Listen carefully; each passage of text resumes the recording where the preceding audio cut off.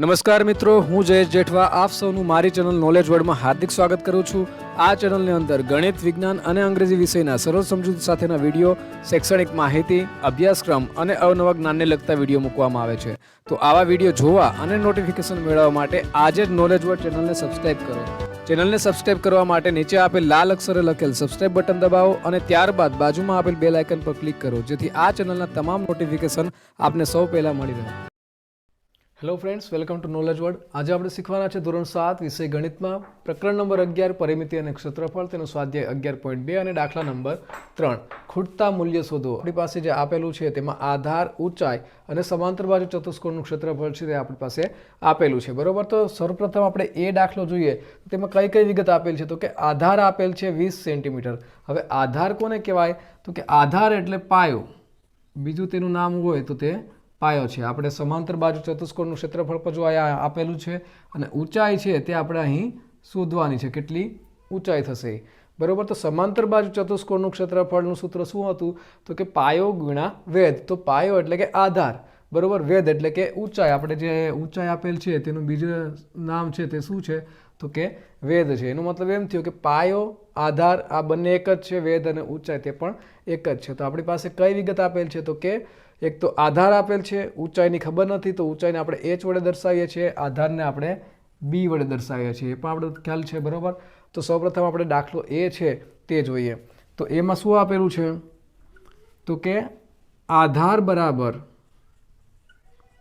આધાર એટલે કે પાયો, b બરાબર કેટલા આપેલા છે?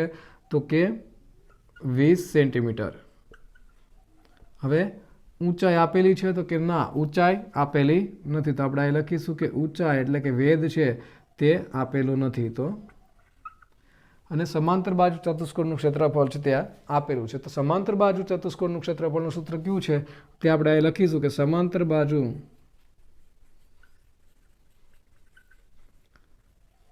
ચતુષ્કોણનું ક્ષેત્રફળ બરાબર પાયો ગુણ્યા વેધ અથવા તો આધાર ગુણ્યા ઊંચાઈ। તો આપણે અહીં લખીશું કે b ગુણ્યા h। તો સમાંતર બાજુ ચતુષ્કોણનું ક્ષેત્રફળ જો પહેલા દાખલામાં આપણી પાસે આપેલું છે, કેટલું આપેલું છે? તો કે 246 સેન્ટીમીટરનો વર્ગ, બરાબર, બરાબર। b આપેલું છે? તો કે હા, કેટલું આપેલું છે? તો કે 20 સેન્ટીમીટર ગુણ્યા h આપેલ નથી તો h ના h આપણે એમનેમ લખીશું। હવે આપણે શોધવાનું શું છે? તો કે આપણે શોધવાનું h છે। તો h સાથે વધારાના જે 20 આપણે અહીંયા છે, બરોબર, જે ગુણાકારથી જોડાયેલા છે તેને આપણે અહીંથી દૂર કરવા પડશે, એટલે કે h આપણે મેળવવાના છે। તો આપણે h ને કરતા બનાવીએ તો h બરાબર, હવે તમે અહીંયા જો તો કેટલા છે? તો કે 246 સેન્ટીમીટર। આ પદ આખે આખો આપણે આ બાજુ લઈ લઈએ, ડાબી બાજુ, અને આ પદને આપણે જમણી બાજુ જવા દઈએ તો h બરાબર કેટલા આવશે? તો કે h બરાબર 246 સેન્ટીમીટરનો 2 ઘાત, બરોબર। અને આ જે 20 સેન્ટીમીટર ગુણાકારથી જોડાયેલા હતા એ સીધે સીધા ક્યાં આવશે? તો કે આના છેદમાં। તો 246ના છેદમાં હવે અહીંયા 20 સેન્ટીમીટર છે તે લખાશે, બરોબર। h ને આપણે આ બાજુ લીધો એટલે કે કર્તા તરીકે લીધો, એટલા માટે આપણે આ બાજુ લીધો છે, બાકી આ 20 સેન્ટીમીટર છે તે અહીંયા છેદમાં આવી ગયા। તો 246 સેન્ટીમીટરનો વર્ગ છેદમાં 20 બરાબર h, બરોબર। તો હવે આપણે 246 ને 20 વડે તમે ભાગાકાર કરો તો કેટલા મળશે તમને? તો આપણે સાઈડમાં અહીંયા ભાગાકાર તમે કરો તો 246 ભાગ્યા 20, તો 20 એકા 20, 4 અને 6, તો 20 દુ 40, બરોબર। હવે 6 પછી કોઈ સંખ્યા નથી તો આપણે પોઈન્ટ કરી અને શૂન્ય લખીશું, તો પોઈન્ટ આયા કરશું, બરોબર। હવે શૂન્ય નીચે ઉતારીએ, પોઈન્ટ આયા છે માટે અહીંયા પણ આપણે પોઈન્ટ લગાડશું। હવે 60 થયા તો 20 તેરીને 60, તો કેટલા મળ્યા આપણે જવાબ? તો કે 12.3। તો હવે આપણે h બરાબર અહીં લખીશું 12.3। હવે સેન્ટીમીટરનો વર્ગ, સેન્ટીમીટરનો વર્ગ એટલે કે સેન્ટીમીટર ગુણ્યા સેન્ટીમીટર, તો અહીંયાથી 1 સેન્ટીમીટર અને 1 સેન્ટીમીટર, તો 12.3 સેન્ટીમીટર। તો આપણે જે ખૂટતું મૂલ્ય હતું તેમાં કેટલા આવશે? તો કે 12.3 સેન્ટીમીટર, બરોબર। એવી રીતે બીજો દાખલો આપણી પાસે આપેલો છે b। તો બીમાં કઈ વિગત ખૂટે છે? તો કે બીમાં જે આધાર છે, બરોબર, એટલે કે પાયો છે તેનું મૂલ્ય આપણી પાસે આપેલું નથી। તો ઊંચાઈનું એટલે કે વેધનું આપેલું છે અને સમાંતર બાજુ ચતુષ્કોણનું ક્ષેત્રફળનું આપેલું છે। તો આપણે લખીશું b બરાબર પાયો અથવા તો આધાર બરાબર કેટલા આપેલા છે? તો કે આપેલું નથી। અને ઊંચાઈ એટલે કે વેધ આપણી પાસે આપેલ છે, ઊંચાઈ h બરાબર 15 સેન્ટીમીટર અને ક્ષેત્રફળ છે તે પણ આપણી પાસે આપેલ છે 154.5 સેન્ટીમીટરનો વર્ગ. તો આપણે અહીં લખીશું માટે સમાંતર બાજુ ચતુષ્કોણનું ક્ષેત્રફળ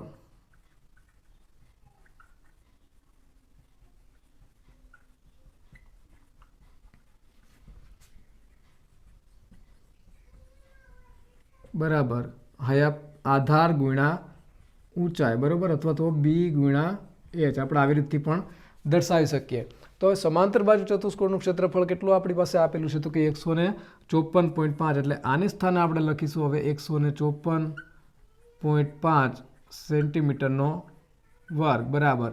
હવે આપણી પાસે આધાર આપેલા છે તો કે ના, તો આધાર આપેલા ન હોય તો એની સ્થાને આપણે બીના બી લખીશું, કેમ કે આપણે આધાર ગુણ્યા ઊંચાઈની જગ્યાએ આપણે બી ગુણ્યા એચ પણ આપણે લખી શકીએ, જેવી રીતે આપણે પહેલા દાખલામાં બી ગુણ્યા એચ લખ્યું એવી રીતે, બરાબર. તો આધાર આપણી પાસે આપેલા નથી અને ઊંચાઈનું માપ કેટલું છે તો કે 15 સેન્ટીમીટર, બરાબર. તો હવે તો કે આ પદ આપણે આ બાજુ લઈ લઈએ પહેલાં, તો બી ગુણ્યા 15 સેન્ટીમીટર બરાબર 154.5 સેન્ટીમીટરનો વર્ગ. શા માટે આ બાજુ લીધું તો કે આપણે બીને કરતા બનાવવાનું છે એ માટે, બાકી આ પ્રમાણે તમે ન કરો અને ડાયરેક્ટ આપણે જેમ પ્રથમ દાખલામાં કર્યું એવી રીતથી પણ તમે એચને કરતા બનાવીને ડાયરેક્ટ લઈ શકો, બરાબર. તો હવે બી બરાબર બી શોધવાનું છે તો આ 15 સેન્ટીમીટર છે તે ક્યાં જશે તો કે તે ગુણાકારથી જોડાયેલા હતા એટલા માટે 154ના છેદમાં, તો 154.5 અને છેદમાં 15. તો હવે તમે 154.5 અને 15નો ભાગાકાર કરશો તો કેટલા મળશે, તો આપણે તેનો ભાગાકાર છે તે સાઈડમાં અહીંયા કરીએ તો 154.5 ભાગ્યા 15, તો 15 એકા 15, 0 0 ઉપરથી 4 આપણે ઉતાર્યા, બરાબર. ભાગ ન ચાલે એટલે 0 મૂકી દીધા, પછી પોઈન્ટ, પછી 5, તો 45 થયા, બરાબર. હવે પોઈન્ટ આવ્યો એટલા અહીંયા પણ આપણે ઉપરમાં પોઈન્ટ લખીશું, 15 13 45, તો કેટલા મળ્યા તો કે 10.3 અને સેન્ટીમીટરનો વર્ગ, અને સેન્ટીમીટર અહીંથી જશે, અહીંયા 2 વખત છે સેન્ટીમીટરનો વર્ગ, એનો મતલબ એમ થયો કે સેન્ટીમીટર ગુણ્યા સેન્ટીમીટર 2 વખત હતા અને છેદમાં 1 વખત હતા, તો 1 વખત ગયા, બરાબર. એટલા માટે ખાલી એક જ વખત સેન્ટીમીટર છે તે આવશે, એટલે કે જે પાયો છે, બરાબર, આધાર છે તેનું કેટલું માપ મેળવો આપણે તો કે 10.3 સેન્ટીમીટર, એટલે અહીંયા બીમાં આવશે 10.3 સેન્ટીમીટર. હવે આના પછી આપણે જોવાના છે સી અને ડી. આગળના એ અને બી દાખલો જોયા પછી આપણે હવે જોઈએ દાખલા નંબર સી. તો દાખલા નંબર સીમાં કઈ વિગત આપેલી છે તો કે ઊંચાઈ આપેલી છે અને સમાંતર બાજુ ચતુષ્કોણનું ક્ષેત્રફળ છે તે આપણને આપેલું છે અને આપણે તેનો આધાર એટલે કે પાયો છે તે શોધવાનો છે. તો સૌપ્રથમ તો આપણે શું આપેલું છે તે લખીએ. તો અહીં આધાર બરાબર, તો કે આધાર છે બી તે આપેલ નથી, તે આપણે શોધવાનો છે. અને બીજું શું આપેલ છે તો કે ઊંચાઈ છે તે આપેલ છે, ઊંચાઈ બરાબર 8.4 સેન્ટીમીટર, બરાબર. તો હવે આધાર અને ઊંચાઈ આપેલ છે, એના આધારે આપણે સમાંતર બાજુ ચતુષ્કોણનું ક્ષેત્રફળ છે તે પણ આપેલ છે, તો તે કેટલું છે 48.72. માટે આપણે લખીશું માટે સમાંતર બાજુ ચતુષ્કોણનું ક્ષેત્રફળ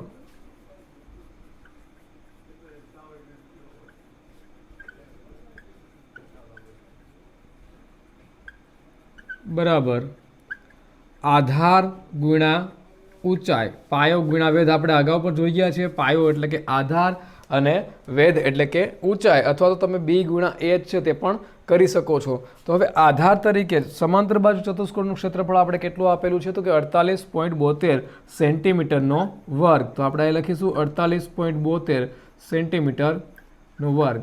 હવે આધાર તરીકે આપણે બી લઈએ છીએ, બરાબર.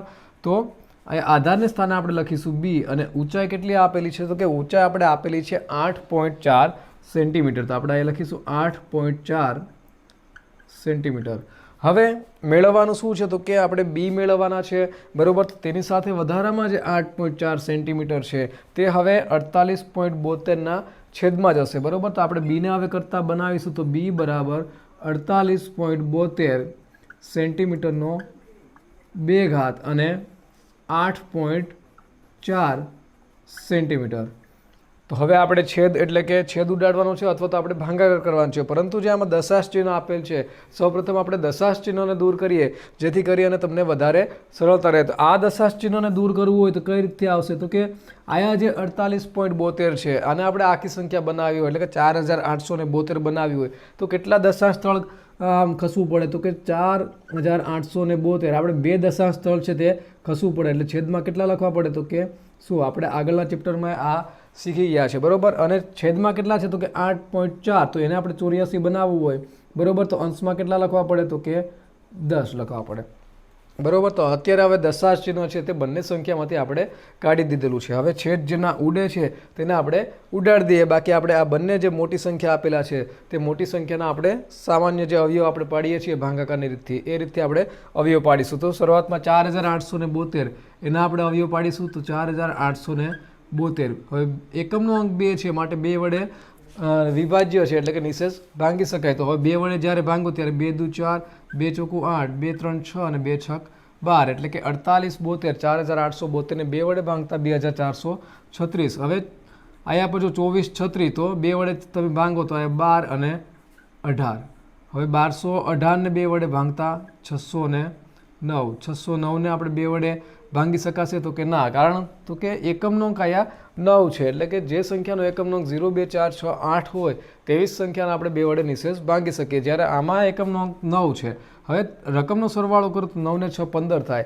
તો આ સંખ્યાને આપણે 3 વડે નિશેષ ભાંગી શકાય. તો 609 ને 3 વડે જ્યારે ભાંગીએ ત્યારે 3 દુ 6 અને 203 આવ્યા. હવે 203 ને કેટલા વડે ભાંગી શકાય? તો કે 203માં સરવાળો કરો તો 2 અને 3 5 એટલે 3 વડે ન ભાંગી શકાય. હવે એના પછીની જે અવિભાજ્ય સંખ્યા 5 છે તો 5 વડે પણ ન ભાંગી શકાય. તો 7 વડે ભાંગો તો 7 દુ 14 7 9 63 બરોબર. હવે 29 છે તે અવિભાજ્ય સંખ્યા છે તો 29 એકુ 29. તો 4872ના આપણે અવયવ મળી ગયા. ત્યારબાદ હવે 84નો અવયવ. તો 84ના અવયવ કેટલા મળશે? તો કે આપણે 2 વડે પહેલાં ભાગાકાર કરીએ તો 2 ચોકું 8 અને 2 દુ 4. હવે ત્યારબાદ તો કે 21 દુ 42, 3 સત્તા ને 21 અને 7 એકા ને 7. તો હવે આપણે અવયવ છે તે બધાના મળી ગયા છે. તો હવે આપણે તેને અવયવને છે 4872 સ્થાને તેના અવયવ લખીશું અને 84 સ્થાને તેના અવયવ લખીશું અને છેદ આપણે ઉડાડીશું. તો અહીંયા એકમના સ્થાનમાં 0 અને અહીંયા એકમના સ્થાનમાં 0 છે. હવે ત્યારબાદ 4872ના તમે અહીંયા અવયવ અવિભાજ્ય અવયવ આપણે લખીએ તો કેટલા મળશે? તો કે 2 ગુણ્યા 2 ગુણ્યા 2 ગુણ્યા 3 ગુણ્યા 7 ગુણ્યા 29 અને 84ના અવયવ કેટલા છે? તો કે 2 ગુણ્યા 2 ગુણ્યા 3 ગુણ્યા 7. હવે અંશમાં અને છેદમાં જે સમાન સંખ્યા હોય તેનો આપણે છેદ ઉડાડીએ તો અંશમાં 2 છેદમાં 2 પાછા 2.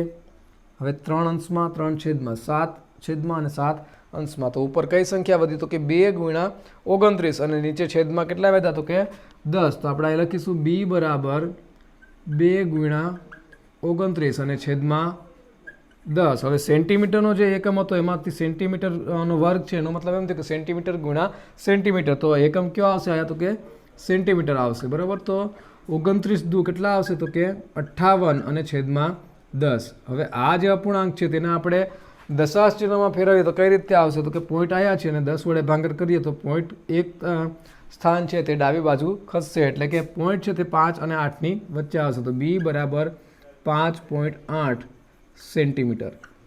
તો આપણે અહીં જે આધાર હતો એટલે કે પાયો હતો તેનું માપ કેટલું મળ્યું? તો કે 5.8 સેન્ટીમીટર. તો આપણે અહીં લખીશું કે 5.8 સેન્ટીમીટર. જ્યારે પણ આ પ્રકારના દાખલા હોય ત્યારે આપણે સમાંતર બાજુ ચતુષ્કોણનું ક્ષેત્રફળ મેળવવું હોય ત્યારે એના માટે જરૂરી બે વિગત, એક તો પાયો એટલે કે આધાર અને બીજું છે વેધ એટલે કે ઊંચાઈ. આ બંને વસ્તુ આપણી પાસે આપેલી હોય અથવા તો જો ઊંચાઈ અને સમાંતર બાજુ ચતુષ્કોણનું ક્ષેત્રફળ આપેલું તો તેના આધારે પણ આપણે પાયો છે તે મેળવી શકીએ. અને જ્યારે પણ તમને મોટો ભાગાકાર આવે તો એને સામાન્ય અવિભાજ્ય અવયવ છે તે આપણે પાડી અને સરળતાથી તેનો ભાગાકાર છે તે કરી શકીએ છીએ. અને આ સાથે આપણો જે દાખલા નંબર સી છે તે અહીં પૂર્ણ થાય છે. દાખલા નંબર સી જોયા બાદ હવે જોઈશું આપણે દાખલા નંબર ડી. તો દાખલા નંબર ડીમાં આપેલ છે એક તો આધાર 15.6 સેન્ટીમીટર, ઊંચાઈ છે તે આપણે શોધવાની છે અને સમાંતર બાજુ ચતુષ્કોણનું ક્ષેત્રફળ છે તે આપણી પાસે આપેલું છે. તો સૌપ્રથમ જે વિગત આપેલી છે તે વિગત આપણે અહીં લખી નાખીએ. તો દાખલા નંબર ડીમાં શું આપેલ છે? તો કે અહીં આધાર, જેને આપણે બી વડે દર્શાવીએ છીએ, આધાર બી બરાબર 15.6 સેન્ટીમીટર. હવે ઊંચાઈ એટલે કે વેધ છે તે આપણે શોધવાનો છે, માટે ઊંચાઈની સ્થાને આપણે પ્રશ્નાચિહ્ન અને સમાંતર બાજુ ચતુષ્કોણનું ક્ષેત્રફળ છે તે આપણને આપેલું છે 16.38 સેન્ટીમીટરનો વર્ગ. તો સમાંતર બાજુ ચતુષ્કોણનું ક્ષેત્રફળનું સૂત્ર આપણે બધાને ખ્યાલ છે, તો કે આધાર અને ઊંચાઈનો ગુણાકાર એટલે કે પાયો અને વેધનો આપણે ગુણાકાર કરીએ છીએ, માટે એનું સૂત્ર લખીશું. માટે સમાંતર બાજુ ચતુષ્કોણનું ક્ષેત્રફળ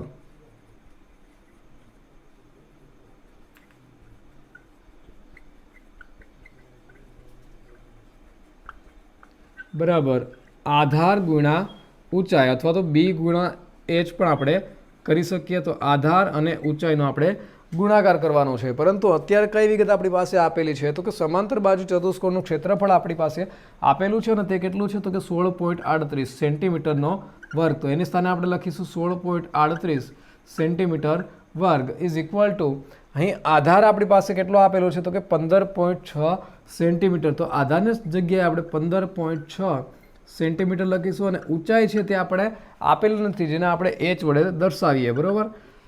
તો હવે આપણે મેળવવાનું છે ઊંચાઈ. બાકીની બંને વિગત આપણી પાસે આપેલી છે, તો એચને કર્તા તરીકે લઈએ તો એચ બરાબર, તો હવે જે આ વિગત છે 16.38 જે એચની સાથે આ વધારાના છે 15.6 અને ગુણાકારથી જોડાયેલા છે તે હવે આ બાજુ આપણે બરાબરની આ બાજુએ લાવીએ તો તે છેદમાં આવશે. તો 16.38 સેન્ટીમીટરનો વર્ગ અને છેદમાં શું આવશે, તો કે 15.6 સેન્ટીમીટર.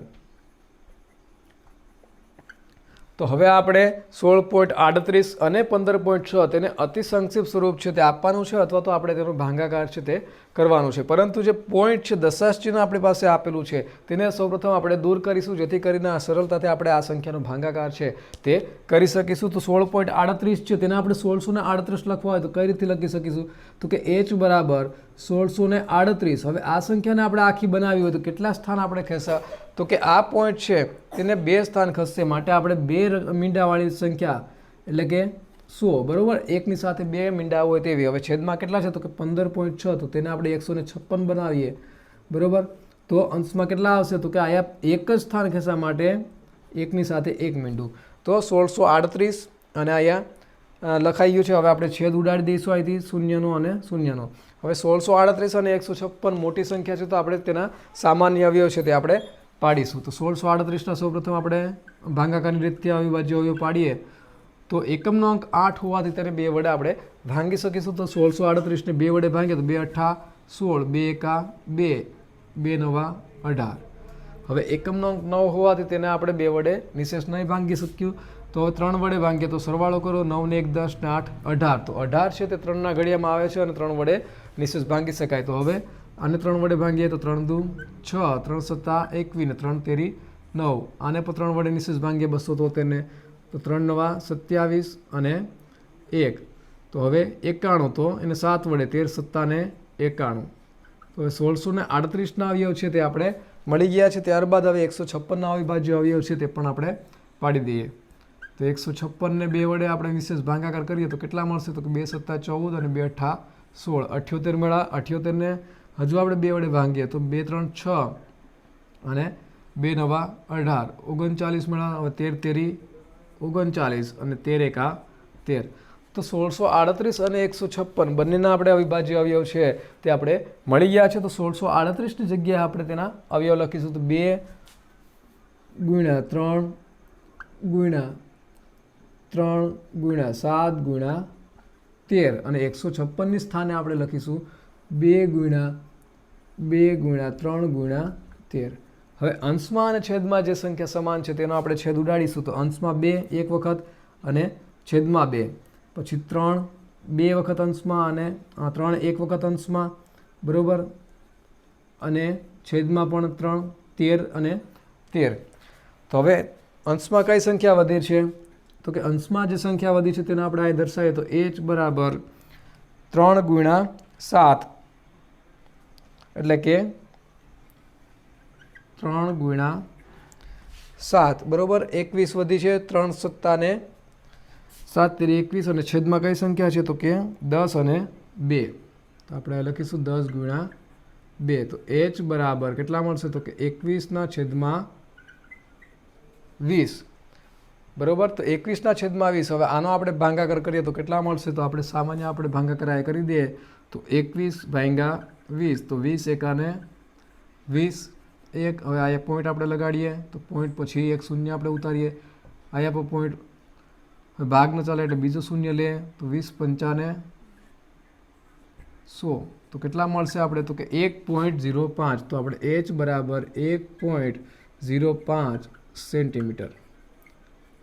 તો અહીંયા ઊંચાઈ આપણને કેટલી મળશે તો કે 1.05 સેન્ટીમીટર બરોબર. તો આ સાથે આપણા 4 દાખલા છે એ થી લઈ અને ડી સુધીના તે 4 દાખલા છે તે આપણે પૂર્ણ થાય છે.